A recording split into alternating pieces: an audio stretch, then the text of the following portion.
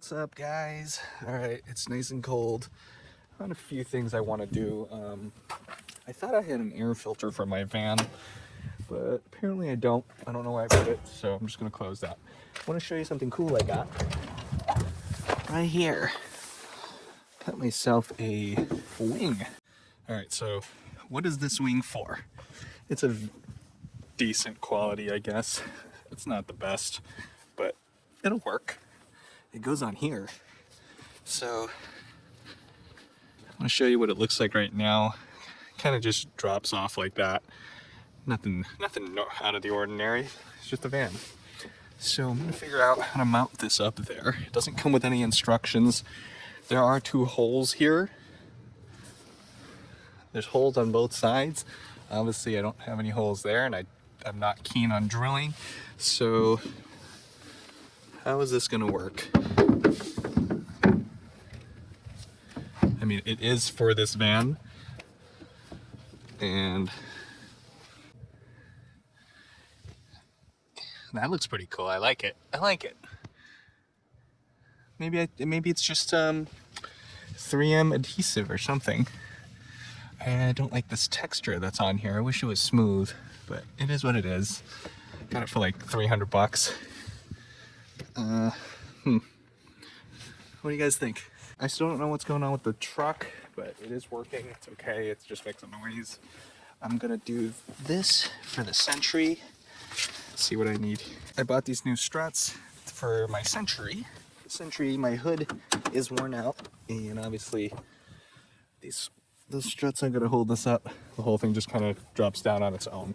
It looks like a direct replacement. I'm just gonna unbolt these and bolt the new ones back on. Normally there's like a clip or something that kind of holds the ball joint in, but I don't see one here. I'm just gonna unscrew the entire thing, and then I'll work with the other one from there. These are 12mm nuts. Kind of just slowly undo it, take it off the body and stuff.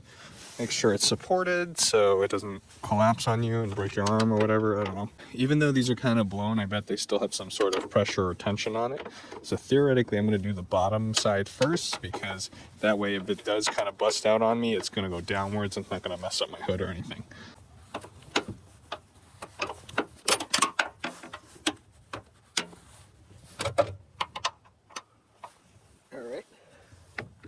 One side is down. It had blue Loctite in it. Now there should be no tension on it for me to loosen the top side.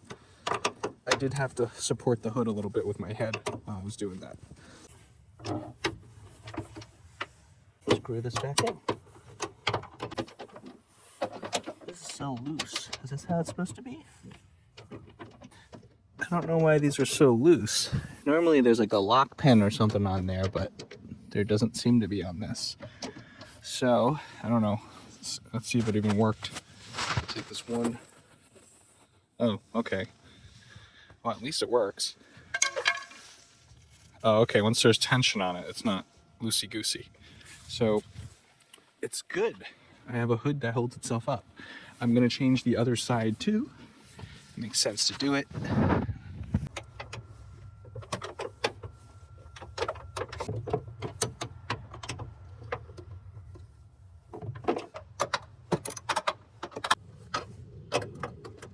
The original ones are always beefier for the shaft here. The aftermarket ones are narrow, standard ones like that. They won't look the same, unfortunately, but I forget how much these were. These were relatively inexpensive, and I have a well-supported hood, I think. All right, so open up.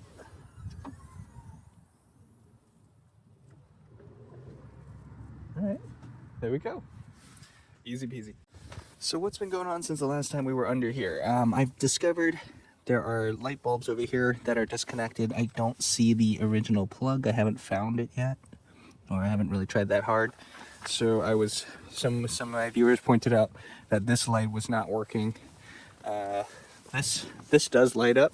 I don't need or want that. I don't care. I think it's for a glow plate or something. I'm not familiar with this stuff. I haven't figured out where the wiring for the siren goes. You can see how the fuse or the wire is pulled over here. Maybe they patched it back over here. And then there's some stuff going on over here Oh, actually, this horn, I don't know, this horn has wiring that goes to it, and then this kind of comes off to nothing. So I'm not sure if this is how it was hooked up. Looking in here, same situation, that corner bulb is disconnected. You can see there's no plug in it. Everything else seems to be okay here. I am missing that cover, so, you know, like this is supposed to make it hide everything there, make it look pretty. But I have been able to enjoy the Sentry for a little bit. I unfortunately had a catastrophic failure of a ball joint.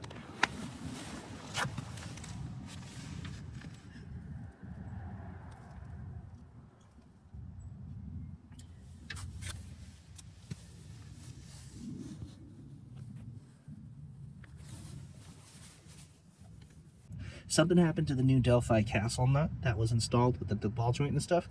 I torqued everything down properly, whatever, but it decided to delete itself along with the cotter pin, sheared the cotter pin, and it was completely gone. And this whole thing collapsed. Luckily, it happened at a slow speed, so nothing was absolutely destroyed.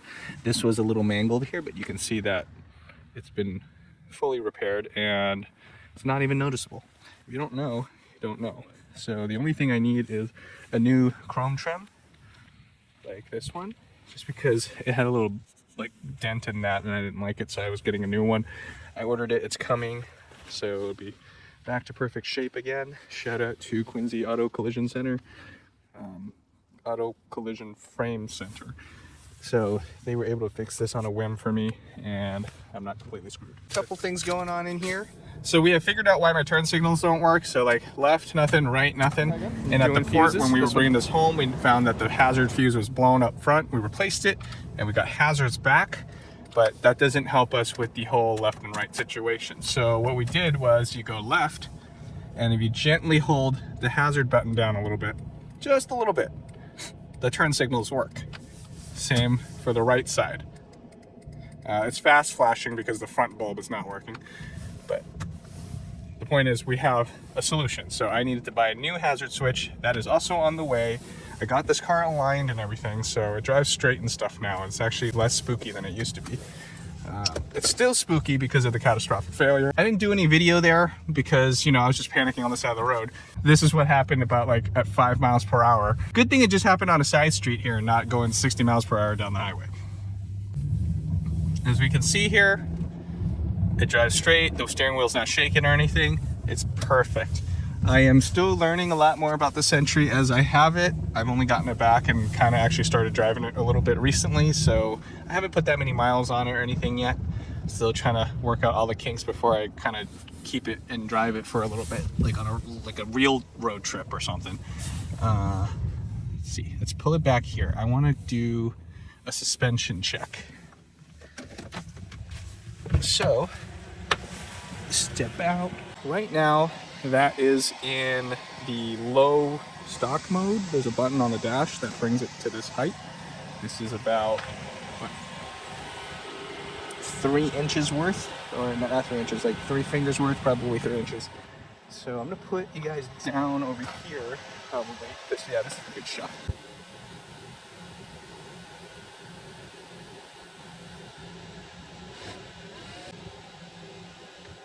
You can see the rear going all the way down. I set the air controller all the way to the bottom too, just to see how low this thing can get. Oh, look at that go. Look at that tuck.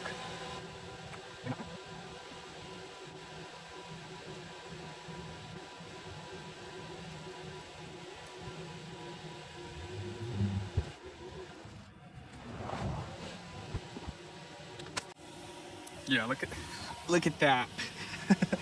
It looks like the front doesn't want to participate. It doesn't want to go all the way down. So I don't know if like the wire's not working or the sensor's not working, but look at how low this thing is. This is crazy. What's going on here? Like the wheel's just tucked up in there. I've never had a car that could do this. It's not my kind of thing. It's cool that you can just randomly slam this down and just air it up on a whim. Unfortunately, the front doesn't seem to be behaving as expected. That is fine. How fast does it come back up? So I have a controller in here. Controls the front and the rear. So this one's the rear. you can make it go up. So I'm gonna put it back.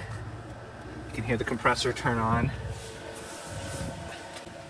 Seems like it takes quite some time. I have no idea how long this is supposed to take, and I hope it's not permanently collapsed like that. 'Cause now I'm in trouble if it is.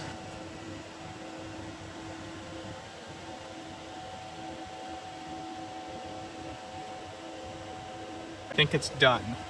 I think. No, it might not be done because I can't fit 3 fingers in there anymore. But the amount of time that takes is a little bit crazy. I don't know. Is that normal? Anyways, I haven't been able to do much on here. I just got to figure out how this trim comes out now to get this hazard switch out. You can see that this actually isn't metal. It's a wrap or something. You can see these little crinkles on the corners. I don't know. Yeah, right there. You can see those crinkles. I'm trying to figure out like what happened to this. Oh, this is a touchscreen. Oh, yeah, I forgot about that. So I'm wondering how to make this brighter because it's really bad. I don't know if there's like damage to it right here because that's why you can see like an X. I'm not sure. There is a noise around here that I'm trying to figure out too when I rev the engine.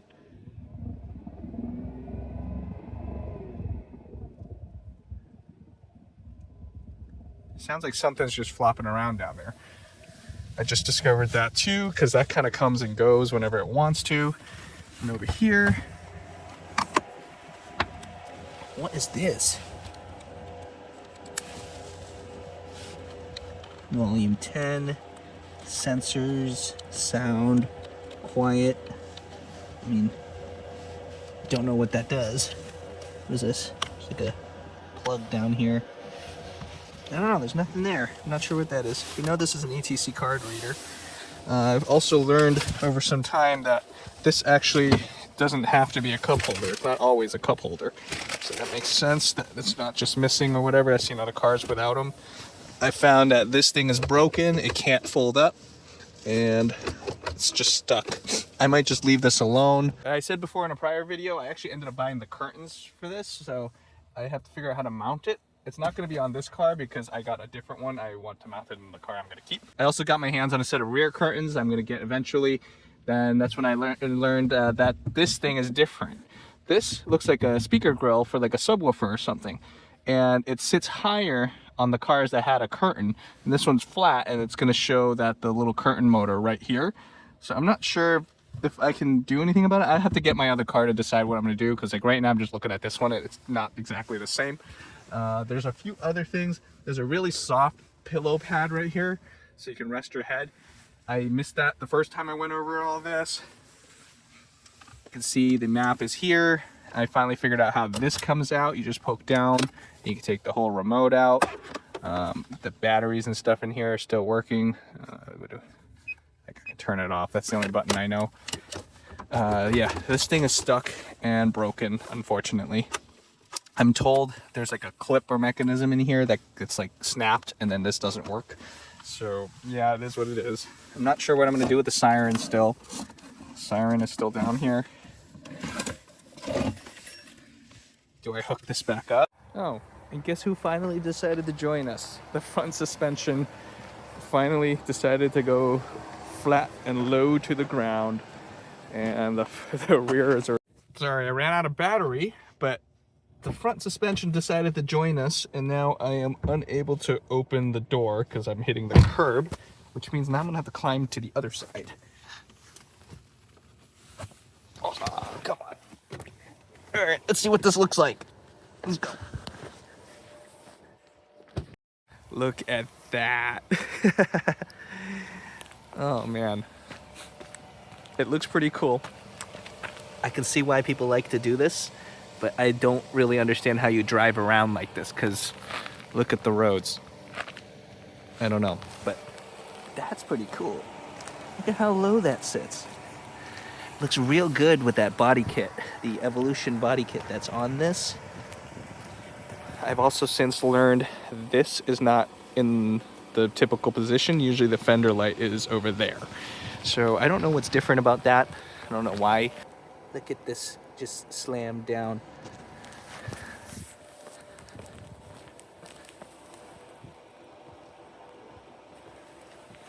I wonder if this is how this got bent. Because maybe something was here and they squashed down on it. I don't know why it took so long for the front wheels to decide to squat down like this too. So I'm just gonna leave it like this for now. All right, I want to bring it back up. You know what? Seems like the right thing to do. Let's bring it back to here and just leave it. I have no idea how long it takes to get back up, but I'll take some cool photos of it, I guess. So interesting, the front is coming back up and the rear is coming back up at the same time this time. I have no idea what's going on. Bad connection? Just doesn't want to work? That's not how it works? I don't know, you tell me guys. You guys have one of these things, let me know. I believe we are at standard height now. So I should be able to open the door, which I was unable to do so before. The controller is on the third highest light spot here. This button is not in the high mode, so I'm gonna leave it like this now. Yeah, seems like a good idea. I gotta go pick up my BE1 from my buddy's shop. I think I'm in his way or something, so let's go find out.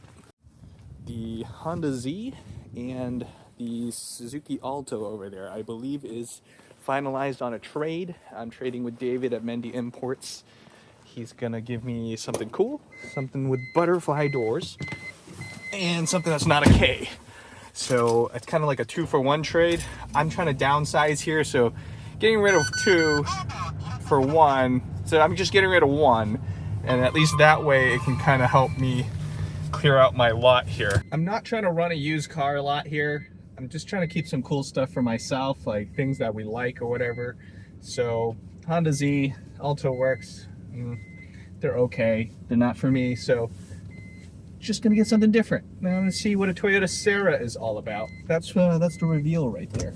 I mean, it'll probably be here by the time you guys see this video, so I don't know. You'll see a video shortly after. But let's go get my my BE1. Let's make sure I have my key too, so I don't just go. Yeah, the BE1 key. So let's go.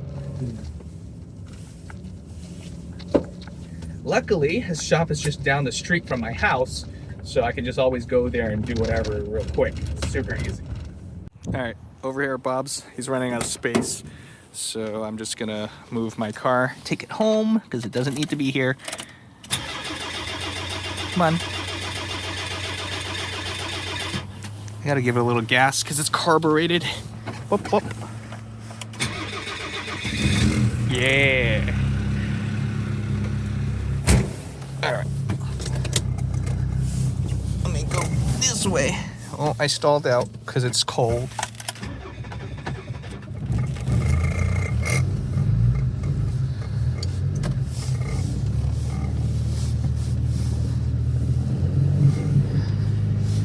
All right. Let's go this way.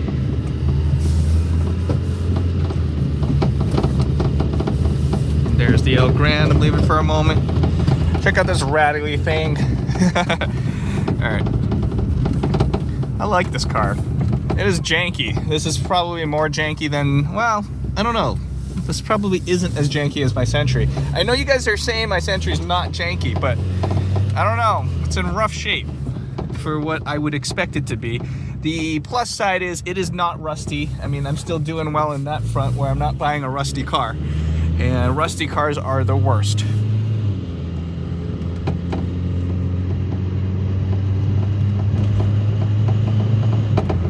Come on, let's go. This car's slow.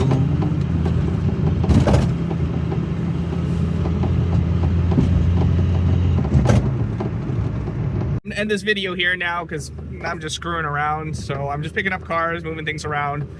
The life of having like 13 cars and not a real place to put them other than my driveway and wherever they need to go whenever they get work or something. So see you guys next time. Subscribe for more stuff like this. I have more cars coming in, of course. This is all the trickle effect of things I bought months ago. So yeah, stay tuned. You'll see what those things are and I'll show them off to you guys. You guys can ask questions and look at things, you know, all that stuff you do on YouTube. Thanks for watching.